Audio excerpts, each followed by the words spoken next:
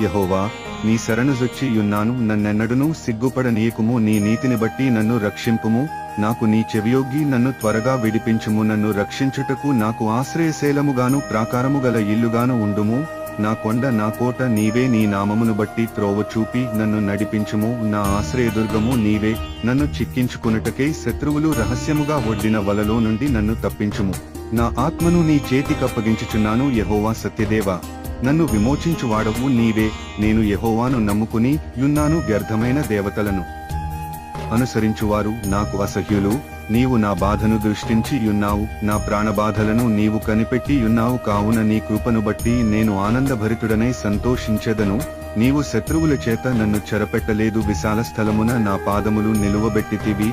యెహోవా, నేను ఇరుకున పడియున్నాను. నన్ను కరుణింపుము. విచారము వలన నా కన్ను క్షీణించుచున్నది. నా ప్రాణము నా దేహము క్షీణించుచున్నవి. నా బ్రతుకు